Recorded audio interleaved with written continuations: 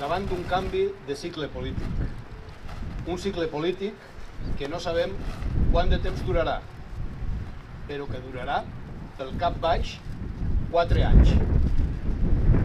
És probable que dure més de 4 anys. És probable que dure més de 4 anys. El PP i Vox no només controlen la Generalitat i les Corts, controlen també les 3 diputacions i tots els ajuntaments de les ciutats grans. No és cap casualitat. No són fets ineluctables. Les direccions dels partits que han perdut les eleccions no han fet cap mena d'autocrítica. La convocatòria d'eleccions estatals anticipades que va fer Sánchez els ha servit d'excusa. Passades les eleccions estatals, tampoc no hem vist que cap dirigent assumís la responsabilitat de la derrota en les eleccions autonòmiques i municipals. Els anys del Botànic han estat francament decebedors per a la llengua. Amb el PSOE manant ací i a Madrid, hem continuat sense TV3 com a l'època del PP.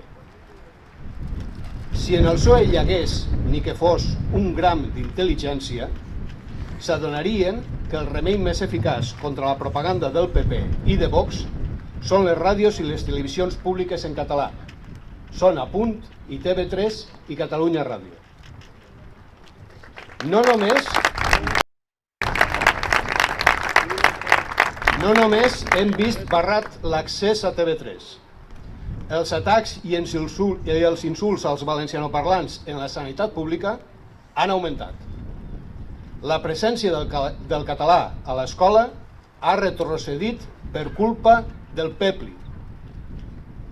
I ara manen els del PP i els de Vox i han començat a mostrar el que són. Hi ha qui pensa que els múltiples atacs a la cultura i a la llengua són només una maniobra de distracció que els permetrà dissimular la seva mala gestió, que els permetrà dedicar-se als seus foscos negocis. I és cert que es dedicaran a això. Però el PP i Vox són, sobretot, partits moguts per l'odi. L'odi és el seu autèntic motor, almenys des del 2006. El PP és un partit mogut per l'odi a tot allò que és català. És el partit de l'odi. I la nostra obligació, l'obligació de totes les associacions que estem ací, del BEA, d'Escola Valenciana, de Bloc i País, del Jovent, d'Esquerra, de Plataforma, és mostrar-ho. Mostrar clarament que qui va contra els valencianoparlants, qui va contra la cultura i la llengua catalanes, té un gran problema. Té un problema d'odi.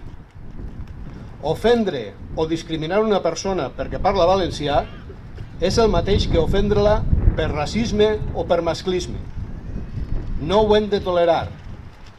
Ho hem de denunciar. El PP s'ha volgut ficar en aquest merder. Si aconseguim desemmascarar socialment l'agressor, haurem guanyat. Per això hem d'actuar units. Hem d'actuar units. Totes les associacions ací presents tenim dues obligacions. La primera, créixer individualment. La segona, unir-nos i coordinar-nos. Hem d'aprofitar tots els recursos que tenim a l'abast. I els recursos que encara no tenim, hem de crear-los.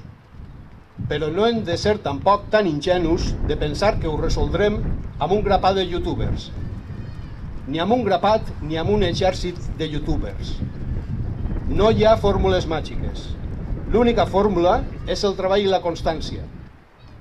Tenim una llengua mil·lenària, un patrimoni literari esplèndid. La llengua catalana està en una situació molt complicada. Ara mateix està en perill de perdre el carrer. No ens ho podem permetre. I si volem posar remei a la situació, hem de començar per no tapar-nos els ulls, per fer anàlisis correctes de la realitat. Hem de recuperar l'escola. Hem de recuperar la voluntat de fer país a l'escola. Hem de fer que els mestres valencianistes actuen sense complexos.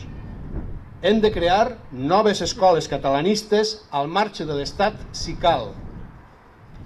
Hem de fer pressió a les universitats, en totes, en la Politècnica, en la de Castelló, en totes. Hem de fer que els milers de valencians universitaris que tenim escampats pel món i que hem educat en les línies en valencià tornen al seu país.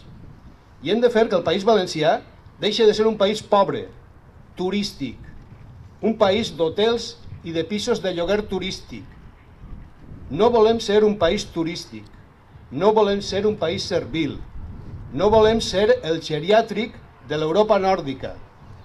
Aquests propers anys tindrem molta feina. Hem de guanyar la confrontació amb els partits de l'odi al català.